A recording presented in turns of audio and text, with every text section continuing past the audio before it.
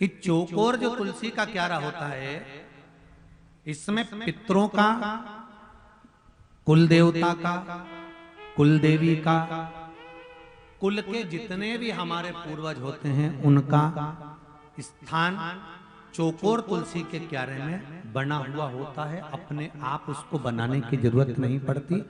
जब हम तुलसी के क्यारे में दिया लगाते हैं, तुलसी के क्यारे के पास में दीपक रखते हैं, तो वो दिया केवल तुलसी को नहीं लगता, कुल देवी देवता, पितृदेव, आहुदेव, वासुदेव सबको।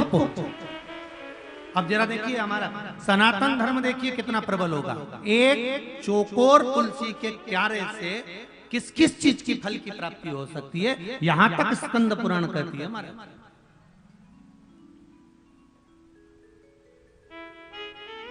किस किस के यहां पर चौकोर तुलसी का क्यारा, जरा हाथ उठाओ। सब क्या है? अरे वाह वाह, धर लो जरा, धर लो, बहुत बढ़िया। चौकोर तुलसी का क्यारा किस किस चीज की फल देता है? चौकोर तुलसी के क्यारे में अगर परिधि होती है, परिधि से मतलब होता है, चौकोर जो क्यारा होता था उसमें 3-4 परिधियां होती थी अलग अलग, तो उसमें नीचे से फैला होता था, फिर अंदर से सकड़ा होता था, फिर चौड़ा होता था, फिर सकड़ा होता था, फिर ऊपर जाके चौड़ा हो जाता था। तो तुलसी का जो क्यारा होता था उसमें कुल देवी, कुल देवता, पितृदेव, आहुदेव, वासुदेव और तुलसा महारानी का उसमें स्थान होता है। क्या फल देता है कुल देवी देवता? क्या फल देते हैं? चौकोर तुलसी का क्यारा क्या फल देता है? तो कुल देवी, कुल देवता का क्या काम है? तो उनका एक काम है वंश की वृद्धि करना। इसलिए चौकोर तुलसी का क्यारा वंश की वृद्धि करता है, वंश बढ़ाता है।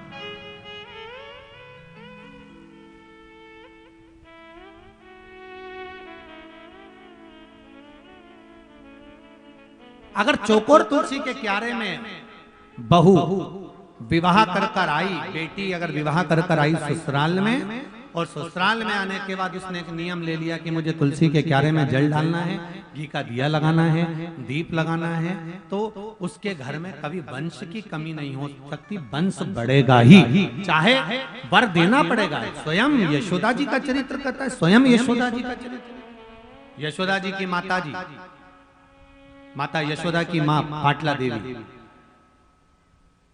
और पाटला देवी ने अपनी बेटी यशोदा को कहा, पुत्री मुझे एक संत ने यमुना जी के घाट पर कहा है कि तू ब्राह्मणों का भोजन तुलसी के क्यारे के नीचे करा,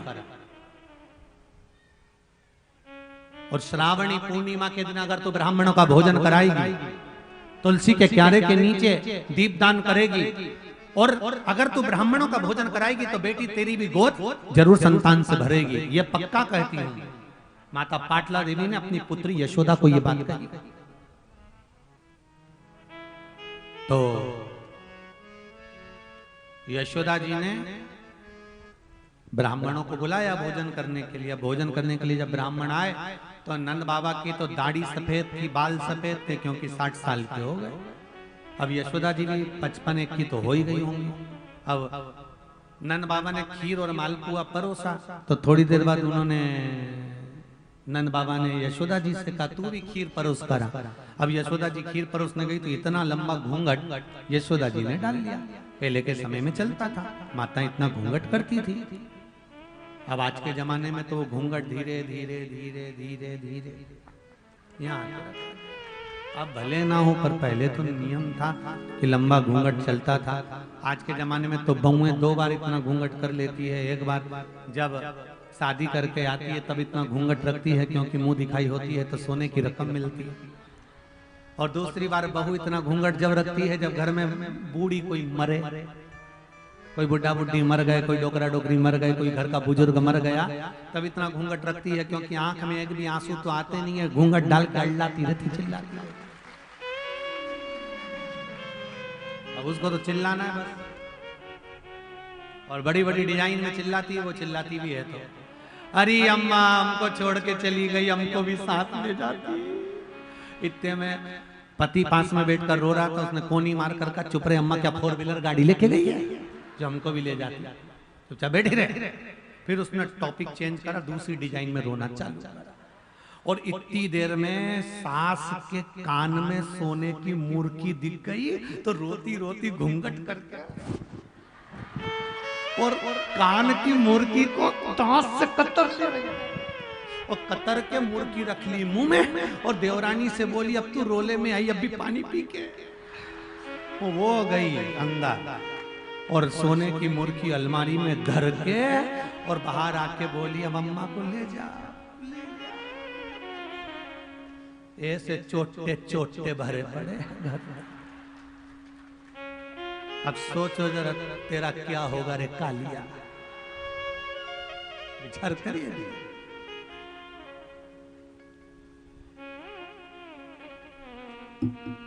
घर में भी चोटे नहीं छोड़े और कथा में भी चोटे नहीं छोड़े, इनका क्या करो। इसलिए बेचारे प्रशासन वाले, पुलिस प्रशासन कितना ध्यान रखे और तुमसे हाथ जोड़ जोड़ के वो ध्यान रखो, जागते तो तुम सो रहे थे अभी तक, इतना कितना कहे। बहुत बहुत साधुवाद है प्रशासन को, जो पूरी प्रशासन, चाहे हॉस्पिटल की हो, चाहे पुलिस प्रशासन हो, चाहे अन्य गवर्नमेंट की प्रशासन, पूरी व्यवस्था पूरी गांव को चारों तरफ से संभाली हुई है। बहुत बहुत साधुवाद।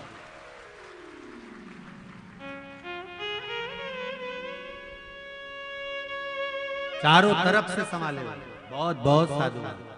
और साथ आप लोगों को देना चाहिए, सोने की रकम पहन के ही नहीं आना चाहिए, खोटेला पहन के आओ ना, सोना तो यहाँ है,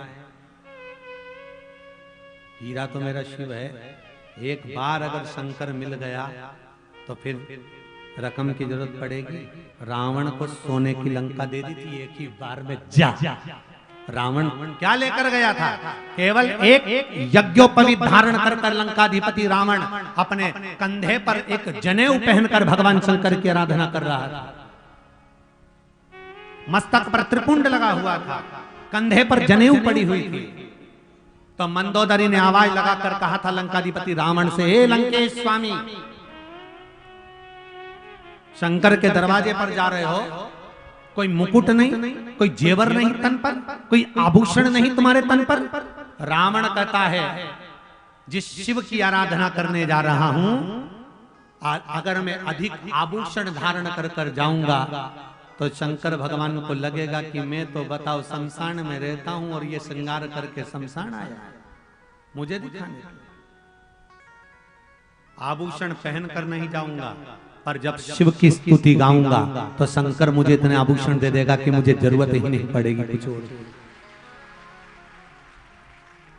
इसलिए आज भी साउथ में, महाराष्ट्र में, राजस्थान में, मध्य प्रदेश, छत्तीसगढ़, ऐसे कई जगह, उत्तराखंड आदि में ब्राह्मण जन जब शंकर की आराधना करते हैं, शिव का रुद्राष्टाध्यायी से अभिषेक कराते हैं, पूजन कराते हैं, तो ब्राह्मण तन पर कोई वस्त्र पहने चाहे नहीं पहने, ब्राह्मण की वाणी में जो प्रबलता होती है, उस मंत्र को बोलने की, कंधे पर जनेऊ पड़ी होती है, मस्तक पर त्रिपुंड ब्राह्मण के खिंचा होता है, तन पर कोई वस्त्र हो ना हो, आभूषण हो ना हो, और शंकर की स्तुति गाता है तो शंकर खुद ही भंडार भर जाता है, शिव खुद दे जाता है।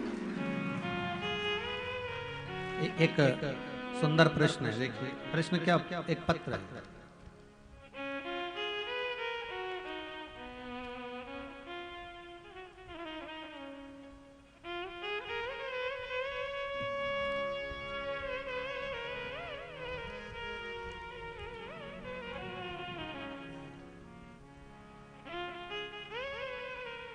ग्राम बिहरी कला, अंबागढ़,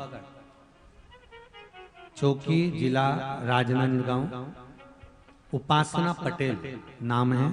कहीं बैठी हैं आप ही हैं? दोनों हाथ हिला दो, दोनों हाथ हिलाओ, ऐसे हाथ हिला दो दोनों।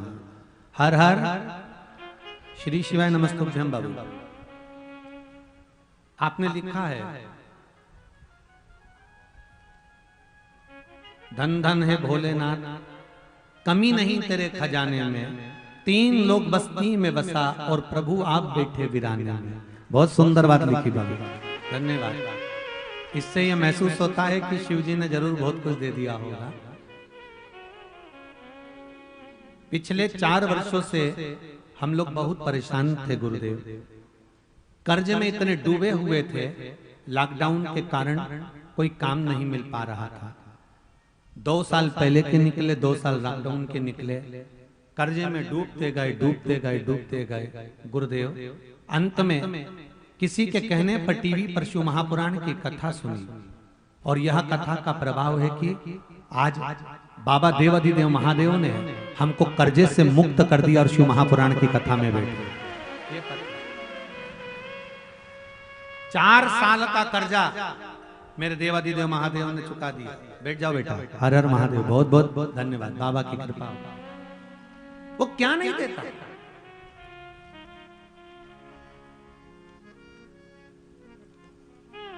एक बात कहना चाहूंगा आज इस व्यासपीठ से, ब्राह्मण को किसी के आगे हाथ फैलाने की जरूरत नहीं पड़ती। लंकाधिपति रावण जैसा कंधे पर जनेऊ पड़ी हो, मस्तक पर त्रिपुंड खिंचा हो, और शंकर का नाम अगर उसके मुख में है, उसकी जिह्वा पर अगर शिव नाम है, तो फिर शंकर कैसे देता है ये शंकर ही जान सकता है। बस उसकी स्तुति श्रेष्ठ होना चाहिए।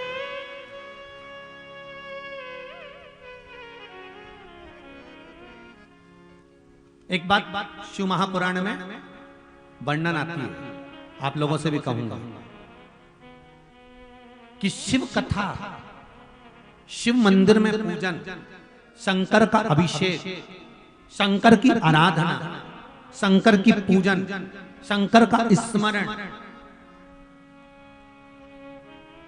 जिसके हृदय में विश्वास शंकर के प्रति हो, शिव के प्रति जागरूकता हो, सबसे पहला निमंत्रण उसी को देना चाहिए कि इसके भीतर शिव में विश्वास है, तो ये शंकर की आराधना, शंकर का स्मरण, शंकर की पूजन, शंकर का अभिषेक, ये हमको श्रेष्ठता में करा देगा। विश्वास ही नहीं होगा उसका यदि शिव में, और आपने अनुष्ठान कर भी लिया तो कोई फल मिलने वाला है क्या? अगर विश्वास है तो शिव है।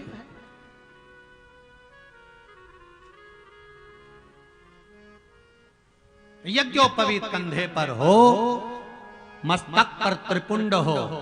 अभी ये कथा पूरी होगी और 3 तारीख से रायसेन, भोपाल के पास में 40 किलोमीटर दूरी पर रायसेन है। मैं रायसेन वालों से और रायसेन के आसपास वालों से निवेदन करना चाहूंगा, छोड़ना मती। नवरात्रि की त्रिपुंड शिव महापुराण की कथा है, जो कि जीवन का इतिहास रचने वाली ऐसी सुंदर कथा का आनंद लीजिए। और आप लोग भी टीवी चैनल के माध्यम से उस पावन कथा को 2 बजे से 5 बजे तक श्रवण करिएगा, आस्था चैनल पर। त्रिपुंड शिव महापुराण की कथा कि एक मस्तक पर, चाहे माताएं हो, चाहे पुरुष हो, चाहे बच्चे हो, चाहे बड़े हो, चाहे युवान हो, चाहे युवती हो, चाहे बुजुर्ग हो, मस्तक पर मात्र त्रिपुंड लगा लेने से उसका लाभ क्या होता है। एक त्रिपुंड की परिभाषा, त्रिपुंड का सुख क्या है। त्रिपुंड के अंदर कितने देवता बैठते हैं? एक एक रेखा में 9 देवता, 27 देवता त्रिपुंड के अंदर रहते हैं।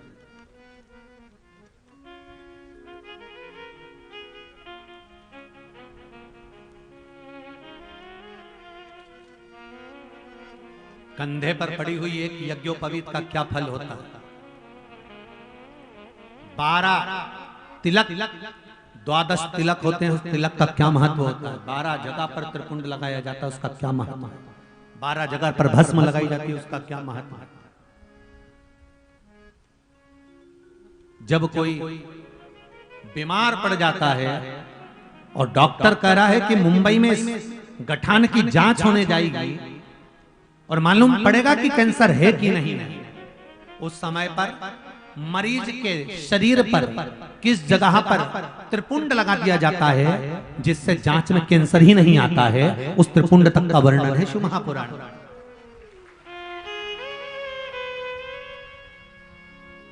शंकर की भस्म त्रिपुंड का बड़ा बड़ा व्याख्यान है, उसको सुनेंगे रायसेन की कथा में।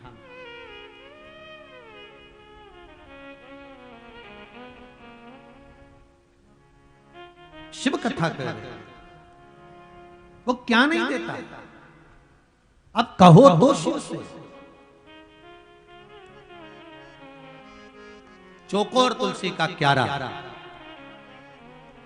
क्या बढ़ाता है घर में? जम के बोलो सभी लोग, वंश बढ़ाता है। दूसरे नंबर पर तुलसी का क्यारा होता है षड आकृति का, 6 कोने होते हैं, षड आकृति का, षटकोण जैसा होता है। ये काय के लिए होता है?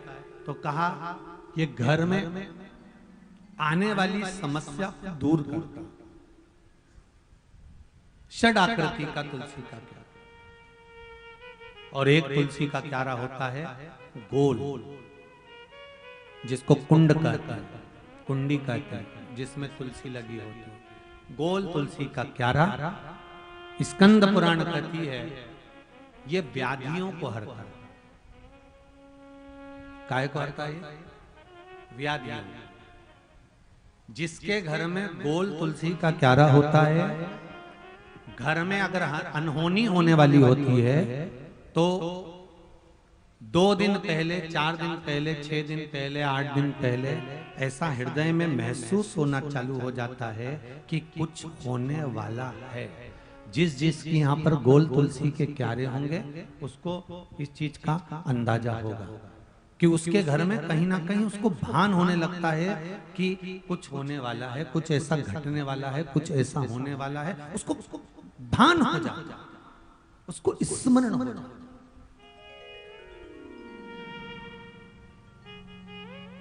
अब उसको लगता है कि ये कैसे मालूम पड़ता होगा, कैसे मालूम हो जाता होगा कि कुछ घटना घटने वाली है, कुछ होने वाला है। तो वो गोल जो तुलसी का क्यारा वो व्याधि को,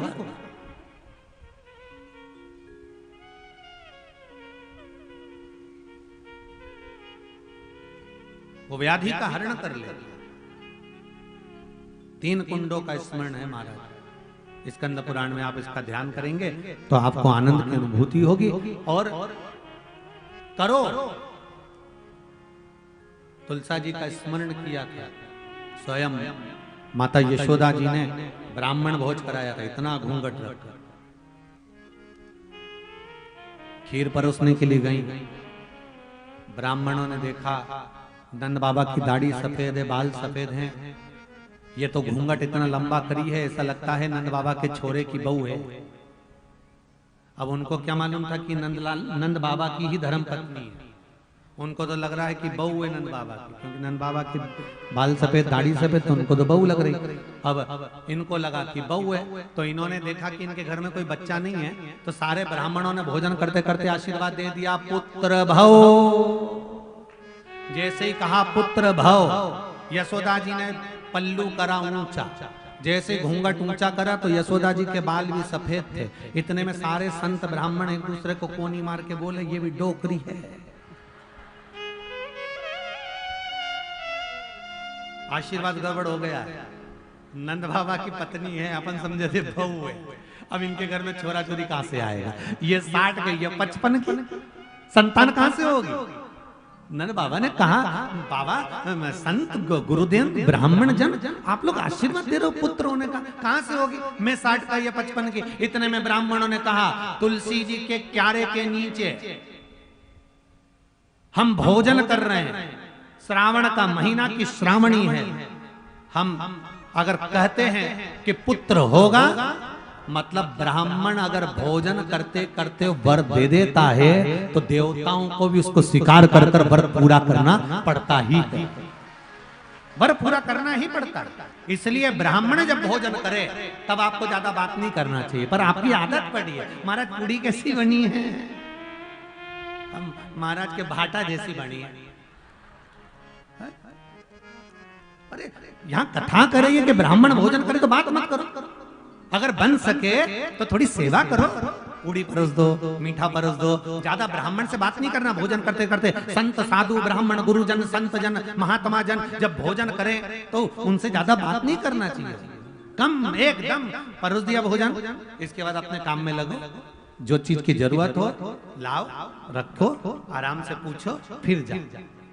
पर कईयों की आ गया। खीर कैसी बनी? शक्कर तो कम नहीं है, महाराज जी मन में सोचे खाऊं कि गाऊं। अब तुम जैसा बोलो वैसा कर दो। अब तुम बोलो कि भोजन का बखान गाऊं तो भोजन का बखान गा देता हूँ। पूड़ी अच्छी बनी है, सब्जी में बहुत जोरदार नमक डला है, मिर्ची भी अच्छी है, इसके बाद सब्जी में अचार वचार सब जोरदार है, खीर भी जोरदार बनी। पर अब तुम कहो कि गाऊं तो गा रहा हूं। खाने की बात हो तो मैं भोजन करते करते जब आत्मा की तृप्ति होती है, अंदर से निकलता है कि क्या आनंदमय जजमान है, कितने प्रेम से भोजन कराया है, भगवान इसकी मुराद पूरी करे, इसके मन में जो आए वो कार्य सफल हो। तो ब्राह्मण का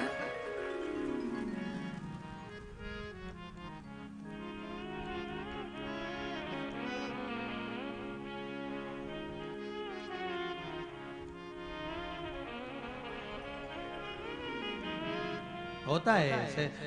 ब्राह्मण लोग, पहले के ब्राह्मण और आज के ब्राह्मण में अंतर है। अभी आज का ब्राह्मण इतना थोड़ी ना खाए। एक सेठ जी थे बड़े कंजूस, इतने कंजूस कभी जिंदगी में किसी को भोजन नहीं करा।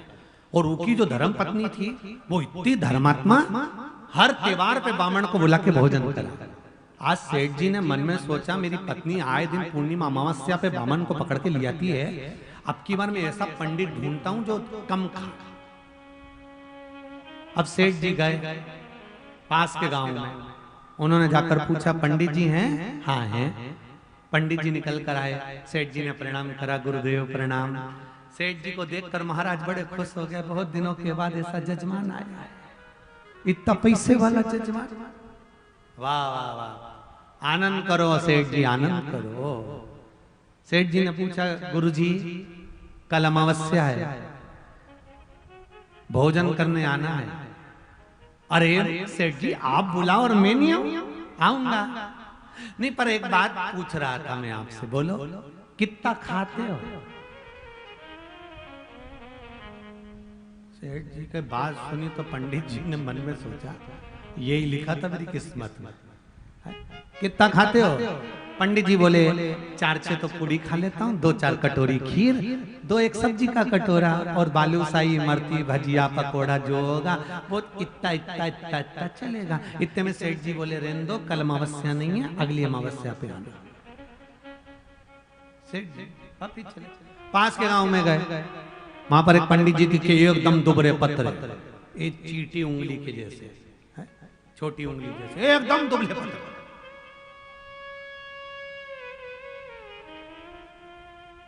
हमारे 2 महाराज ऐसे ही है, एकदम दुबले पत्थर। अब उन्होंने पंडित जी को देखा, सेठ जी ने कहा पंडित जी राधे राधे। पंडित जी बोले राधे राधे। पंडित जी बोले कैसे आना हुआ? सेठ जी बोले कल अमावस्या है, भोजन करने के लिए निमंत्रण देने आया हूं। आप कितना खाते हैं? सेठ जी ने पूछा। पंडित जी बोले शरीर देख लो, 2 रोटी बिना घी की खाता हूं, ज्यादा मीठा नहीं खा सकता, शरीर में शुगर है। सेठ जी ने मन में सोचा भगवान की कृपा ऐसा पंडित मिला, सारी बीमारी इसी में भरी है, कुछ नहीं खाएगा। भगवान कृपा करे आप आ जाओगे कल भोजन करने? धीरे धीरे आ जाऊंगा। ठीक है। सेठ जी ने घर पे जाके बोल दिया अपनी पत्नी, सुनो पंडित जी आएंगे, अच्छे भरपेट भोजन कराना। सेठ जी को तो मालूम था कुछ खाने वाला है ही, भरपेट खिलाना, ये दक्षिणा दे देना, ठीक है, अच्छे से जिमाना हो। सेठ जी इतने बोल के गए, पत्नी इतनी खुश हो गई, 40 साल में पहली बार निमंत्रण दिया है किसी पंडित जी को। अब इतने में पंडित जी जाने लगे तो पत्नी ने आवाज लगाया पंडित आयन ने, सुनो हाँ मेरे को काम नहीं करना है तो तुम बच्चों को भी ले जाओ ना, 6 ही, ये 6 तुम्हारे साथ चले जाएंगे। पंडित जी ने कहा 6 बच्चे? हाँ ले जाओ। 6 ही को ले गया और झोले में टिफिन भी ले जाओ, मेरे लिए भी लिया ना। सेठ जी बड़े दयालु, टिफिन भी ले गए। जो पहुंचे, सेठ जी तो दुकान पर बैठे थे, पंडित जी जो जीवने के लिए चालू हुए, पंडित जी ने तो थोड़ा सा खाया, जो 6 बैठे थे ऐसा निपटाया, ऐसा निपटाया, सब धरा धराया निपटा गया। बचा कुचा था तो डब्बे में बांध के ले गए, दक्षिणा भी ले गए। थोड़ी देर बाद सेठ जी आ गए। सेठ जी ने आकर कहा ला भोजन ला। पत्नी बोली बना लूं फिर ला, तो भोजन होगा ना, आज तो पंडित जी ने भोजन करा। हाँ तो भोजन नहीं है? हाँ कितना बना था? बना तो खूब था। तो पंडित जी खा गए? पंडित जी नहीं, पंडित जी के साथ में 6 आए थे, सब खा गए। इतने में तो सेठ जी को आया गुस्सा, उनने उठाया डंडा और पंडित जी के घर की ओर चले। पंडित जी ने अपनी पत्नी से कहा, वो सेठ बहुत कंजूस से आता होगा, बहुत गुस्सा करेगा। पत्नी बोली, फालतू की बात मत करो, ये पंडितों की जो पत्नियां होती है ना, पंडिताएं थोड़ी जोरदार होती। इनने कहा, चुपचाप रो, पलंग पे सो जाओ, चद्दर ओढ़ लो, बाकी की मैं सब निपट लूंगी, तुम चिंता मत करो। और पंडित जी चादर ओढ़ के सो गए। इतने में सेठ जी ने दरवाजा खोला और चिल्ला के बोला, कहाँ है पंडित? इतने में पंडित जी की पत्नी बोली, आग लग जाए बस सेठ, ना जाने क्या खवा दिया, आकर मेरा पति निपट गया। सेठ जी ने बोला, कहाँ है? ये पड़ा मेरा पति, तेरा ही यही खा के आया था, तेरा ही घर का खाया, इसलिए मरा। अब तो तेरे को पकड़ के जेल लेकर जाऊंगी और तेरे को राजा के यहाँ दंड दिलवाऊंगी, तेरे को जेल में पटकूंगी। इतने में सेठ जी बोले, तेरे पांव पड़ूं, ऐसा मत कर, तेरे हाथ जोड़ो। नहीं, मैं तुझे दंड दिलवा कर रहा हूँ, चल मेरे साथ में। और जो गिरबान पकड़ी सेठ जी की, सेठ जी बोले, ये 20,000 धर ले तेरे पांव, तेरे तू 20,000। इतने में सेठ जी 20,000 दिए, गए। पत्नी ने पति से कहा, उठ जाओ, दक्षिणा पूरी आ गई, उठो जा।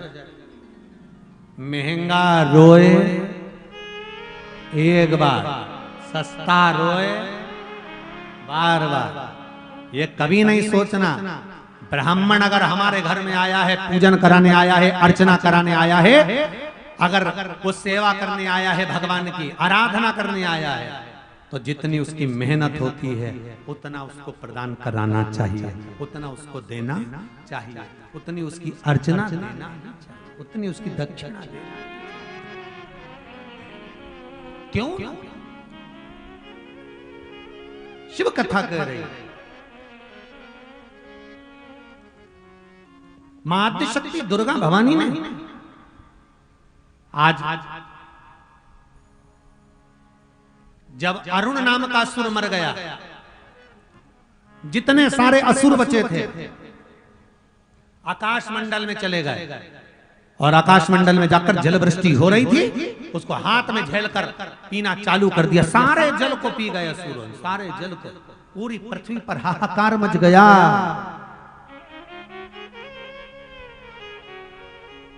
पूरी पृथ्वी पर हाहाकार,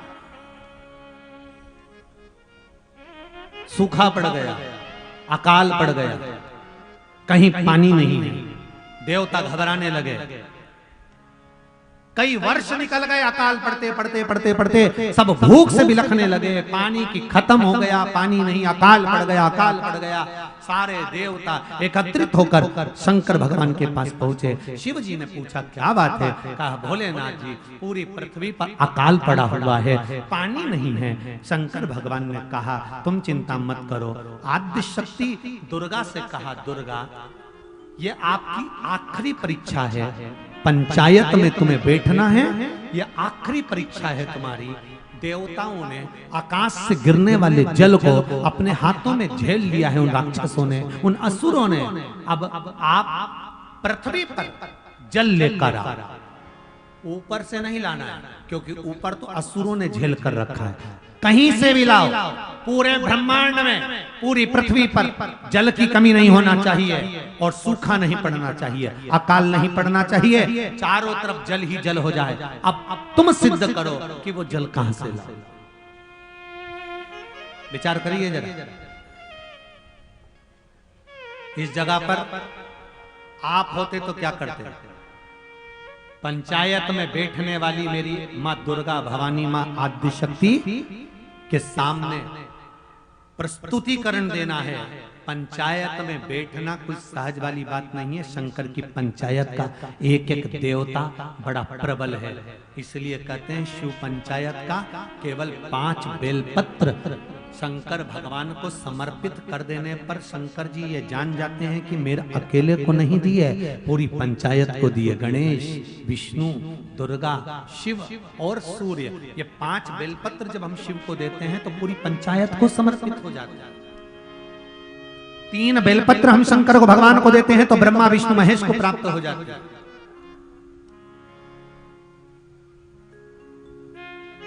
11 बेलपत्र जब हम भगवान को समर्पित करते हैं तब कार्तिक के समय संपूर्ण परिवार को समर्पित हो जाती है। 21 बेलपत्र जब हम भगवान शंकर को देते हैं तो रिद्धि सिद्धि के साथ में संपूर्ण परिवार के साथ में शिव जी को बेलपत्र समर्पित हो जाती है। 31 बेलपत्र जब हम भगवान शंकर को देते हैं तो सारे नक्षत्र और ग्रह के अनुसार शिव जी को समर्पित हो जाती है। 51 बेलपत्र जब हम भगवान शंकर को समर्पित करते हैं तो ब्रह्मांड के अंतर्गत जितने ज्योतिर्लिंग और उपलिंग हैं उनके अनुसार शिव जी को समर्पित हो जाती है। 108 चाहे चावल का दाना हो, चाहे बेलपत्र हो, चाहे पुष्प हो, चाहे 108 कलश जल के हों, जब हम शिव को समर्पित करते हैं तो 33 कोटि देवताओं को प्राप्त हो जाती है। ये शिव पशुपति व्रत में जब पशुपति व्रत का समापन होता है, विराम होता है, तो आपको कहा है कि कुछ भी 108 चढ़ा। बोला है कि नहीं बोला? जम के तो बोलो, बोला है ना। चाहे चावल का दाना चढ़ाओ, चाहे मूंग चढ़ाओ, चाहे बेलपत्री चढ़ाओ, चाहे पुष्प चढ़ाओ, चाहे फूल की पंखड़ी चढ़ाओ, पर 108 चढ़ना। क्यों? हमारी सेवा में, हमारी पूजन में, हमारे व्रत में अगर कोई कमी रह गई हो तो शिव क्षमा करना। 33 कोटि देवताओं को हम ये समर्पित कर रहे हैं, उनका आशीर्वाद आपके साथ में हमें प्राप्त होता है। पशुपति व्रत का तीसरा दिया, पशुपति व्रत का तीसरा। महाराज अखंड श्री शिवाय नमः। पूरी शिव पुराण कथा सुनने के लिए अभी चैनल को सब्सक्राइब करें। माँ आदिशक्ति दुर्गा की जो माँ पार्वती की पुत्रियां हैं, अशोक सुंदरी, जया, विषहरा, शामरीबारी, दौतली और देव, ये शिव की पुत्रियों के नाम से लगाया जाता है जो अखंड सौभाग्य प्रदान करते हैं। तीसरा दिन अखंड सौभाग्यता की ओर लेकर जाता है। महाराज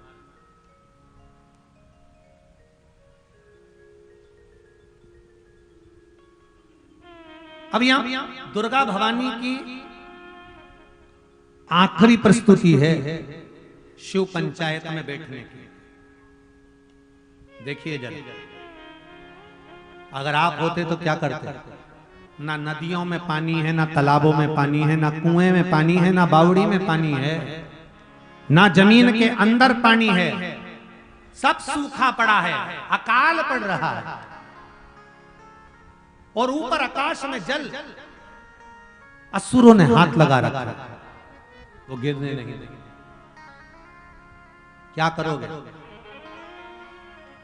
जाओ दुर्गा, शिव जी कर रहे हैं, जल की पूर्ति करिए,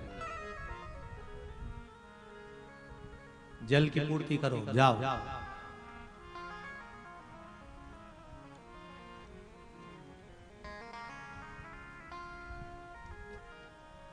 दुर्गा भवानी चली,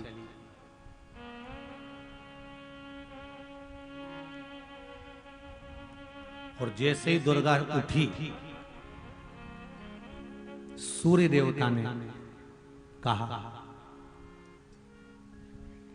आप जा तो रही हो दुर्गा, आप जा तो रही हो देवी, पर आपको मालूम है मेरे सूर्य की चमक को भी असुरों ने रोक रखा है। सूर्य की चमक को भी असुरों ने रोक रखा है, तो पानी कैसे लाओगे? जल कैसे लाओगी आप? मेरा माताओं से और बहनों से और बेटियों से एक निवेदन है, माता दुर्गा को भी कहीं कहीं परीक्षा देना पड़ गई थी। घबराना मती मेरी बेटी, जब आपकी शादी होती है ना, ससुराल जाती हो ना, शादी होने के बाद जब ससुराल जाती हो तो मायके का जो सुख होता है ना, वैसा सुख ससुराल में नहीं मिलता। कभी कभी विषम परिस्थितियां आकर खड़ी हो जाती है, दुख तकलीफें आकर खड़ी हो जाती है, परिवार में क्लेश आकर खड़ा हो जाता है, कहीं तकलीफें आकर खड़ी हो जाती है, कहीं पति अपशब्द कहता है, कहीं सास अपशब्द कहती है, कहीं ससुर अपशब्द कहता है, कहीं परिवार के लोग ताने देते हैं। इतनी विषम परिस्थिति में जब तुम खड़ी हो तो शंकर भगवान की शिव पंचायत को याद करना कि दुर्गा जी को भी परीक्षा देना पड़ी थी, हारी नहीं थी माँ। ऊपर से पानी नीचे नहीं आ सकता था, नीचे का पानी ऊपर नहीं आ सकता था। तब दुर्गा के सामने प्रश्न खड़ा था कि पूरी पृथ्वी को सिंचित करना है, पूरी पृथ्वी को हरी भरी करना है, पूरी पृथ्वी पर जल करना है। तब दुर्गा महारानी सूर्य नारायण कह रहे हैं, क्या करोगी? आपके सामने भी प्रश्न खड़ा हो सकता है। पति सुनता नहीं है, अपशब्द कहता है, सास सम्मान नहीं देती, ससुर आड़ा टेढ़ा बोलता है, देवर जेठ मानते नहीं है, बच्चे सुनते नहीं है। इतनी दुखी हो जाती हो आप कि सोच लेती हो कि अब मैं तो मर जाऊं तो अच्छा, या मायके चली जाऊं तो अच्छा। गलती करी थी है सूर्य नारायण भगवान की धर्म पत्नी। भगवान सूर्य की धर्म पत्नी ने भी गलती करी थी है। यह कथा वहां तक जाती है कि सूर्य नारायण भगवान की धर्म पत्नी संज्ञा देवी, पति का तेज इतना प्रबल था, तेज मतलब क्रोध, उसको जान लो। आपके जीवन में भी ऐसा हो सकता है, जितने आस्था चैनल पर सुन रहे हो, जितने फेसबुक यूट्यूब पर सुन रहे हो सकता है पति गलत विचारों का हो, गलत सोच का हो, अपशब्द कहने वाला हो, ताने देने वाला हो, आड़ा टेढ़ा बोलने वाला हो। तो यहाँ शंकर सूर्य नारायण भगवान की धर्म पत्नी संज्ञा देवी से भी गलती हो गई थी। वो गलती तुमसे नहीं होना चाहिए, वो गलती तुम्हारे से नहीं होना चाहिए जो सूर्य नारायण भगवान की पत्नी ने करी थी।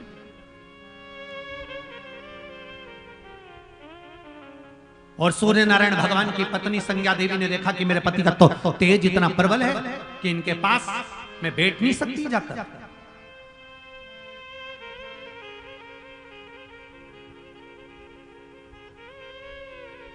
मैं इनके पास बैठ नहीं सकती। तब उसी समय विचार आया, क्या करा जाए, क्या करूं मैं।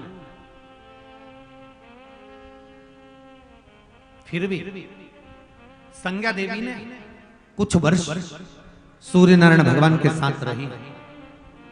3 संतान हो गई संज्ञा देवी के गर्भ से। पहला वैवस्व मनु, दूसरा यमराज, तीसरा यमुना। कितनी संतान हुई? जम के बोलो जरा। 3। पहला वैवस्व मनु, दूसरा यमराज और तीसरी यमुना। संज्ञा देवी के गर्भ से 3 संतान हो गई, पर संज्ञा देवी अभी भी यही सोच रही है कि मैं पति के क्रोध को कैसे शांत करूं, पति का तेज कैसे शांत करूं, पर तेज शांत नहीं होता। तो संज्ञा देवी एक बार स्नान करने गई, अपने शरीर में से उन्होंने छाया को प्रकट कर दिया।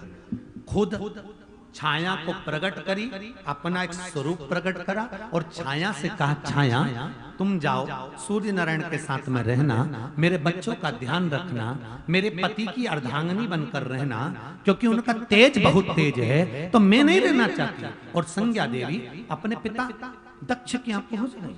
माय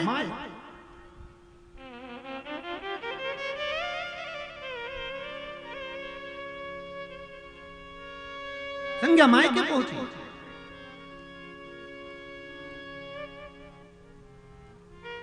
वही प्रश्न खड़ा हो गया, पति नहीं सुनता, अपशब्द बोलता, सास नहीं सुनती, अपशब्द बोलती, ससुर नहीं सुनता, अपशब्द बोलता, बच्चे नहीं सुनते, अपशब्द बोलते, देवर जेठ सब अपशब्द बोलते हैं। कैसे रहूं मैं यहाँ पर? छोड़ी और मायके चली गई। वो मायके जाने वाली माँ संज्ञा का हाल क्या हुआ है कि मायके पहुंचते से ही पिताजी ने पूछ लिया, संज्ञा कैसे आना हुआ तुम्हारा, कैसे आई हो तुम यहाँ? पिताजी अब मैं यहीं रहूंगा। पिताजी ने कहा, यह घर तुम्हारा नहीं है। शादी होने के बाद बेटी का सही घर उसका ससुराल होता है। संज्ञा कहती है सूर्य नारायण भगवान का तेज बड़ा तीव्र है। पिता बेटी को समझा कर कहते हैं, बेटी अरे लाडो सुनो बेटी, जो ललाट पर लिखा हुआ है वो तो होकर रहे। अगर तुम एक लड़का ठीक नहीं है उससे तलाक ले भी लोगी, दूसरी जगह शादी करोगी, हो सकता है वो भी भेरू ऐसे ही निकले तो कोई जरूरी है क्या? अरे जम के तो बोलो जी जी सही है कि गलत है? हो सकता है वो भी ऐसा ही निकले तो इस पे कम सिंदूर चढ़ा हो, उस पे ज्यादा चढ़ गया। है तो भेरू ही, कोई काल भेरू है, कोई बटुक भेरू है तो भेरू ही। तुमने ये निर्णय गलत लिया।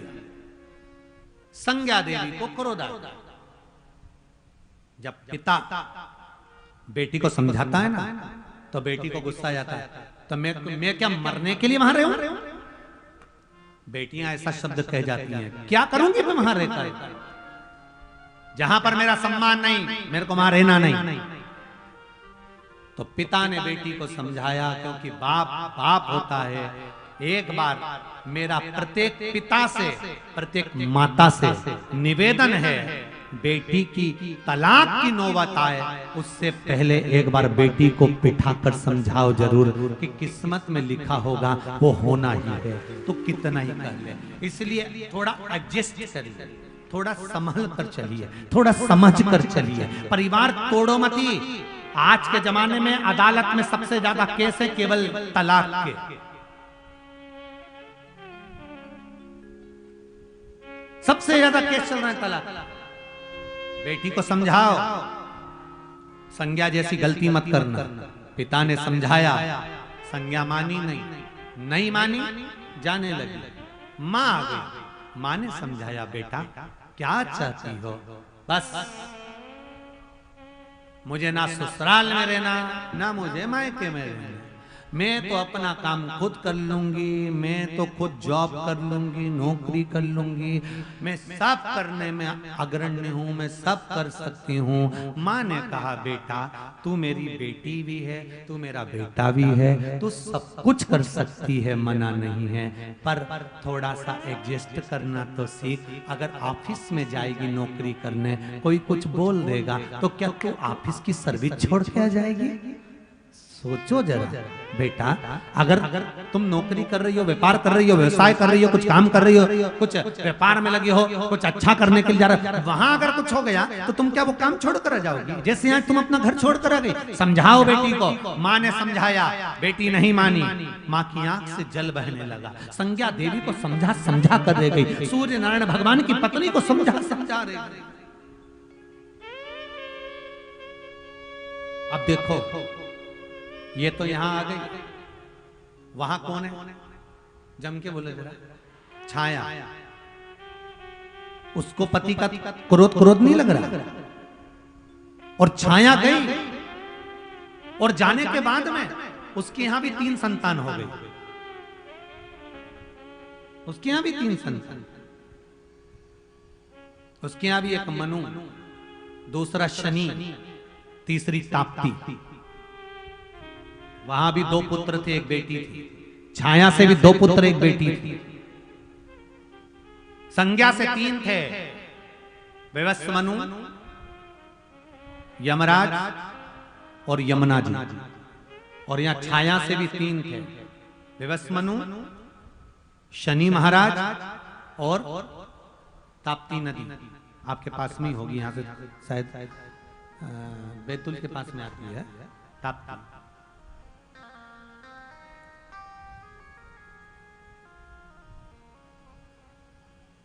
वहां भी 3 हो गए। अब छाया भी तो रह रही है ना, छाया भी तो रह रही मां। संज्ञा देवी को फिर समझाया, मां ने मानी नहीं। आखिरी में संज्ञा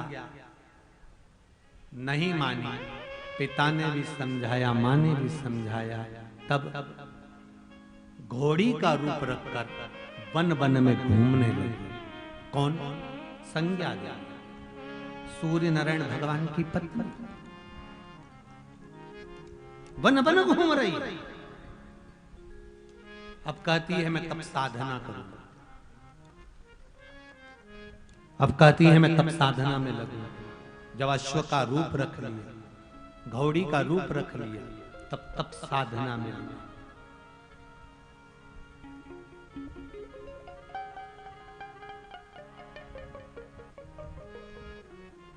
छाया का पुत्र हुआ शनि। सूर्य नारायण भगवान ने देखा शनि महाराज को, तो छाया से कहा ये मेरा पुत्र नहीं हो सकता। मैं इतना सुंदर, तुम इतनी सुंदर, और तुम्हारा बेटा इतना काला, ये शनि इतना काला। शनि जन्म लेते से ही शिव भक्ति में डूबे हुए थे। शनि महाराज जब बड़े हुए, उनको मालूम पड़ा कि मेरा पिता तो मुझसे बात नहीं करता क्योंकि मैं काला हूं, इसलिए मेरा वर्ण, मेरा स्वरूप काला है, इसलिए मेरा पिता मुझसे बात नहीं करता। और बार बार छाया देवी को अपशब्द कहते हैं कि छाया ये तुम्हारा पुत्र है, मेरा पुत्र नहीं हो सकता। एक दिन शनि महाराज को क्रोध आ गया और शनि महाराज ने घूर कर अपने पिता को देख लिया। पिता का शरीर में रोग उत्पन्न हो गया, पिता का शरीर काया गिरने लगी। जैसे चंद्र की काया गिरी थी तो शंकर का भजन करा था। कौन सा ज्योतिर्लिंग बना था चंद्रदेव के नाम से? सोमनाथ। चंद्र की काया गिरी, शिव की आराधना करी। देव ऋषि नारद के कहने पर तो सोमनाथ उत्पन्न हुए थे और सूर्य का शरीर टपकने लगा, सूर्य का शरीर गलने लगा, सूर्य नारायण देवता का शरीर बेकार होने लगा। शनि महाराज ने केवल घूर कर देखा था कि मेरे पिता मुझे अपनाने को तैयार नहीं, मैं पुत्र हूं, मैं बेटा हूं। सूर्य नारायण भगवान का शरीर गलकर नीचे गिरने लगा। जब सूर्य नारायण भगवान का शरीर नीचे गिरने लगा, तब उसी समय पर देव ऋषि नारद का आगमन हो गया। क्या बात है सूर्यदेव, क्या हो गया, क्या हुआ? सूर्यदेव कहते हैं समझ में नहीं आ रहा, मेरा शरीर, मैंने अपने पुत्र को गलत कह दिया, अपनी पत्नी पर शंका करा मैंने, मेरा पुत्र काला हुआ था तो मैं इसको स्वीकार नहीं कर रहा था, इसलिए मेरा शरीर। देव ऋषि नारद कह रहे हैं सूर्यदेव सहज नहीं है, शंकर का भक्त है शनि। किसी शिव भक्त का हृदय दुखाना मतलब नष्ट हो जाने के बराबर है। सूर्य देवता ने हाथ जोड़ लिए, देव ऋषि नारद कुछ कृपा कर दो, मेरा शरीर अच्छा हो जाए, आप करुणा करो। चंद्रदेव की काया सही करी थी तो सोमनाथ हुए थे, और सूर्य देव की काया सही करी थी तो शूल टंकेश्वर हुए थे। शिव जी का क्या नाम पड़ा था? जम के बोलो, शूल टंकेश्वर। जम के बोलो एक बार, शूल टंकेश्वर। सूर्य नहीं, शूल, शूल टंकेश्वर। कहां पर है ये मंदिर? गंगा यमुना सरस्वती के संगम पर, प्रयागराज में, बट वृक्ष के पास में, सिद्ध बट के पास में शूल टंकेश्वर महादेव का मंदिर है, जहां पर देव ऋषि नारद ने शंकर भगवान की आराधना सूर्य देवता से कराई। आज भी जब शरीर में कहीं सफेद दाग पड़ जाता है, काला दाग पड़ जाता है शरीर में, या आंख के नीचे कालापन आ जाता है, तो शूल टंकेश्वर महादेव के नाम से शिव जी पर जल चढ़ाया जाता है और उस जल का भाग लाकर शरीर पर लगाया जाता है। जहां पर भी दाग होता है शरीर में से, वो धीरे धीरे समाप्त होना चालू हो जाता है। इतना शूल टंकेश्वर महादेव। इसी तरह हर रोज शिव पुराण सुनने के लिए चैनल को सब्सक्राइब करें और वीडियो को लाइक जरूर करें। प्रयागराज में त्रिवेणी संगम पर सिद्ध बट के पास में शूल टंकेश्वर महादेव का मंदिर है, जहां पर भगवान सूर्य नारायण ने शंकर जी का स्मरण किया। देव ऋषि नारद वहां बैठे हैं, आनंद छाया है, देवऋषि नारद अपनी भक्ति में लगे, अपनी भक्ति। नारायण श्रीमन नारायण, नारायण श्रीमन नारायण, नारायण श्रीमन नारायण, नारायण श्रीमन नारायण। सब गाइए। नारायण श्रीमन नारायण, नारायण श्रीमन नारायण,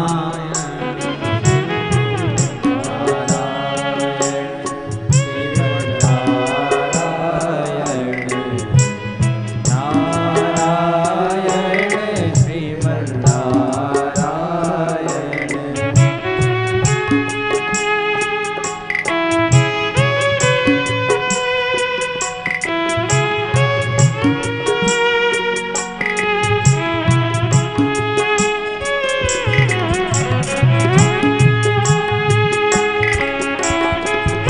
जिसके शरीर में चमड़ी निकलने लगे, काया का रोग हो गया, शरीर में से फुल्कियां निकल रही हैं, चमड़ी कहीं से गलने लगी, चमड़ी कहीं से सड़ने लगी, महाराज भगवान शूल टंकेश्वर के नाम से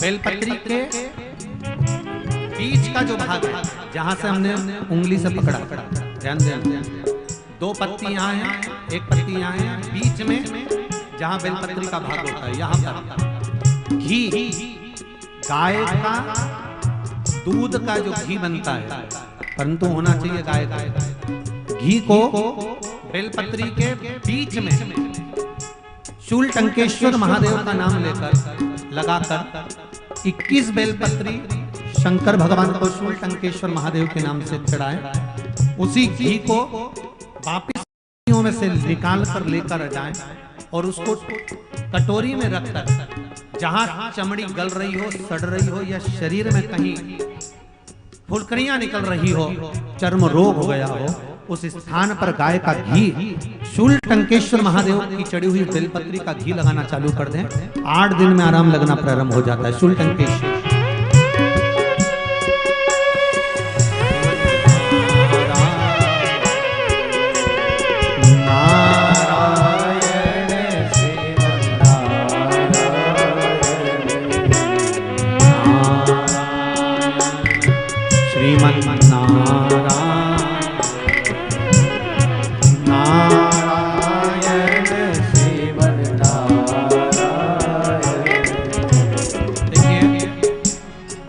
कथा में हो सकता है आस्था चैनल पर कट हो जाए, पर माता दुर्गा जी ने अपनी जो जल वृष्टि कहां से करी थी उस कथा तक अपन पहुंचेंगे। तो फेसबुक यूट्यूब पर भले लाइव चलती रहेगी, भले आस्था पर कट हो जाए, नहीं हो पाएगा, तो कथा कर लेना पड़ेगा, कोई बात नहीं, कथा पूरी करेंगे, जैसा होगा कट जाएगा तो कट जाएगा, बाद में सुन शंभू।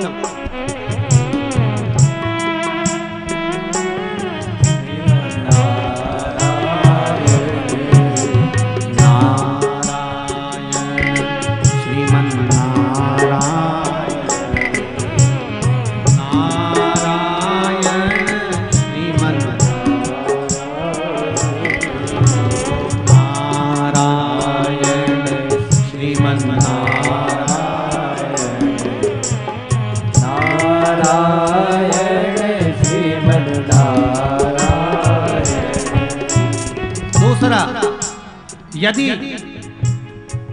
गर्भस्थ बच्चा, गर्भ में बच्चा आता है, 3 महीना 4 महीने तक गर्भ ठहरता है और गर्भ समाप्त हो जाता हो, नारी का पूरा गर्भ नहीं रहता हो 9 महीना 10 महीना का, अगर बार बार गर्भ शांत हो रहा है, बार बार गर्भ गिर रहा है, तो महाराज धतूरा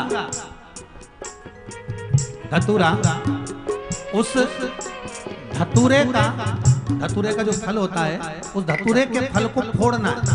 धतूरे का जो फल है उसको तोड़ दीजिए, तोड़ के अंदर से उसका भाग निकालना है।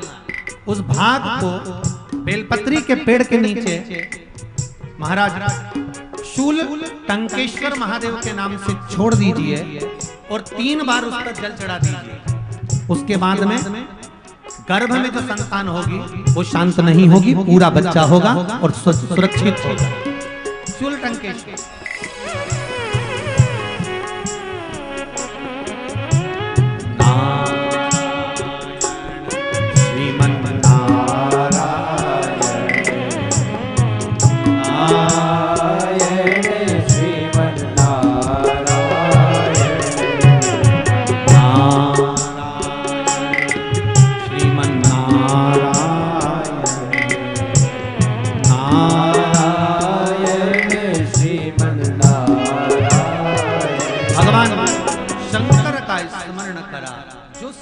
देवी ने शब्द कहे, ऐसी गलती हमसे ना हो, उसका स्मरण आता है जीवन में। नारी के जीवन में एक समय ऐसा आ जाता है कि नारी को परीक्षा देना पड़ सकती है, घबराना नहीं। उस समय पर हमें घबराना नहीं, हो सकता है परीक्षा देना पड़ जाए जीवन में। माँ दुर्गा से कहा भोलेनाथ जी ने, जाइए जाओ, और दुर्गा जाकर ऊपर आसमान से, आकाश से भी जल नहीं आएगा, नीचे से भी जल नहीं आएगा। जल तुम्हें प्रकट करना है, कहां से करती हो अब ये तुम्हारे ऊपर है। माँ दुर्गा जब चली, सूर्य भगवान माँ दुर्गा को देखकर कहते हैं, अरे ओ दुर्गा, ओ देवी, तुम कैसे जल प्रकट करोगी? बहुत विकट समस्या में आकर खड़े हो जाती है। कभी कभी स्त्री, कभी कभी नारी, कभी कभी घर की माता। एक समय ऐसा आ जाता है कि उसको सोचना पड़ जाता है, मैं क्या करूं, क्या करूं, कोई मेरे साथ ही नहीं दे रहा, कोई मेरा साथ नहीं दे रहा, मैं क्या करूं? मां दुर्गा चली सूर्य नारायण भगवान को कहती है, मां सुनो भास्कर देव, आदित्य देव, हे भास्कर देव, आदित्य देव, आप मेरी बात स्वीकार करिए, आप रुकिए।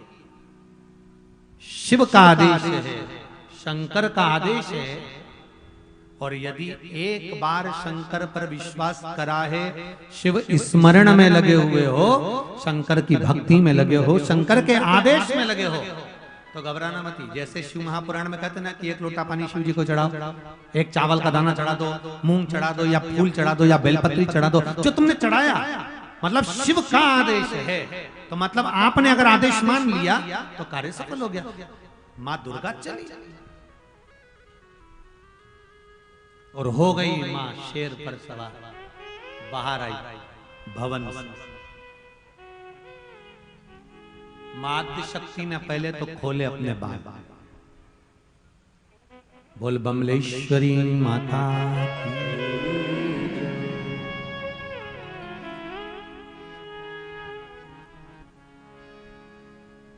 पहले तो मां ने बाल खोल लिए, और महाराज वो कहते हैं, अरे माता का दरबार सुहाना लगता है, सारे जग में जाना पहचाना लगता है। काल के पंजे से मेरी माँ बचाती है, डूबती नैया को भव से। आप तो गा ही नहीं रहे हो, साथ में तो बोलो, काल के पंजे से मेरी डूबती नैया को भव से हाथ खाली आ गया हूँ माँ तेरे द्वारे। हाथ खाली आ गया हूँ माँ तेरे आंगन, आज खुशियों से भरो माता मेरा दामन। माता के चरणों में ठिकाना लगता है, दुनिया में जाना पहचाना लगता है। माता का दरबार सुहाना, दुनिया में जाना पहचाना लगता है। कमलेश्वरी का दरबार सुहाना लगता है, दुनिया में जाना पहचाना लगता है। और कमलेश्वरी माता की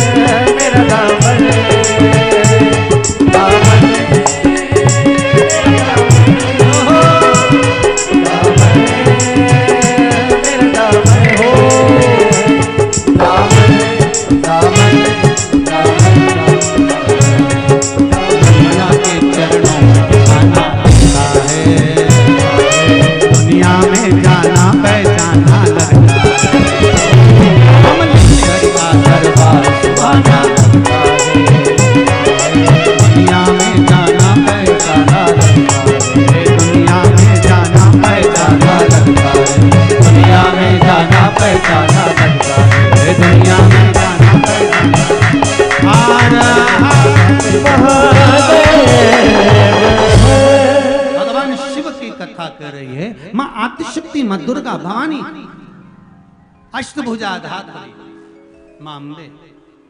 दुर्गा को कहा जाओ जल कहीं से भी लाओ, पर लाओ, जाओ तुम यहां से। माँ देवी गई।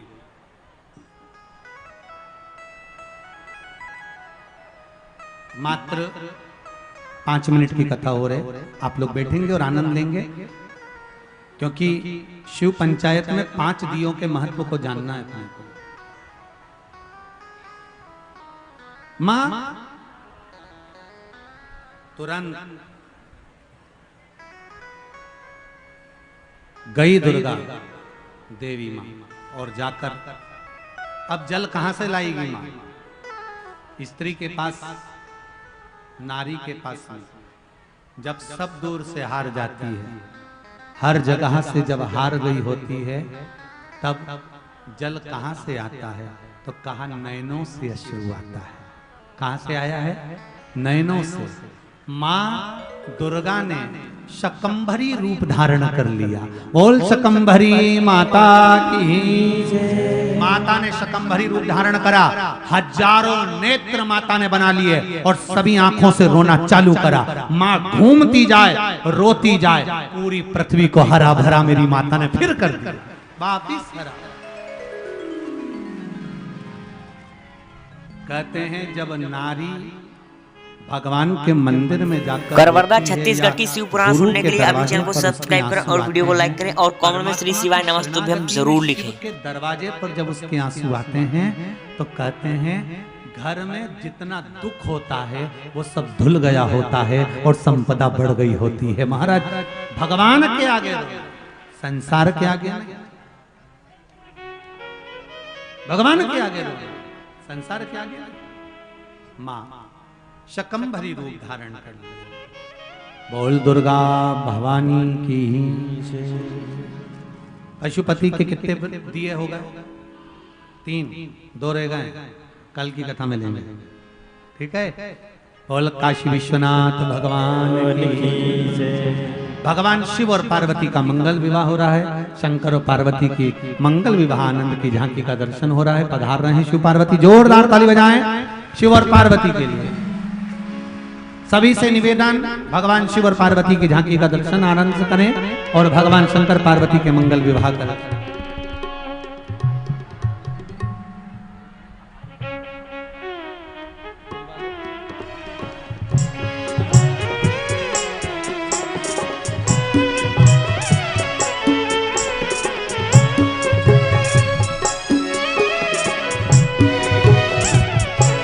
हमारे बीच में श्री ओपी पाल सिंह पुलिस महानिरीक्षक आईजी सर यहाँ पर आए हुए हैं, उनको भी आमंत्रित कर रहा हूँ। आईजी सर यहाँ पर पधारे, पुलिस महानिरीक्षक।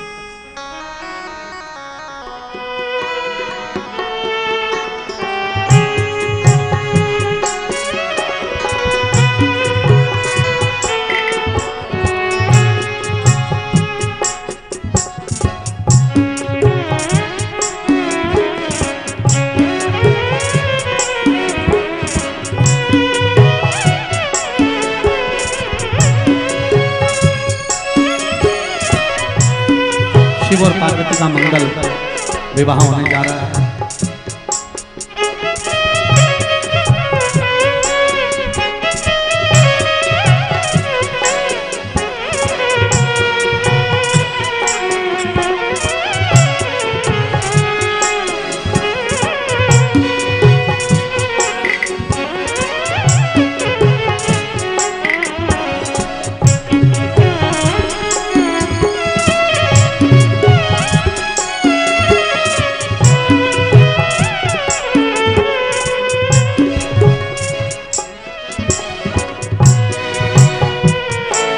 पार्वती मैया शिव जी के गले में जयमाला बना रही हैं। जोरदार ताली बजाएं। बोल काशी विश्वनाथ भगवान की। भगवान शंकर पार्वती जी के गले में जयमाला पहना रहे हैं। बहुत जोरदार ताली बजाकर स्वागत करें। कन्यादान कर रहे हैं यजमान परिवार, तिलक कर रहे हैं। जो हमारे बीच में आईजी सर विराजमान हैं वो तिलक कर रहे हैं शिव पार्वती का।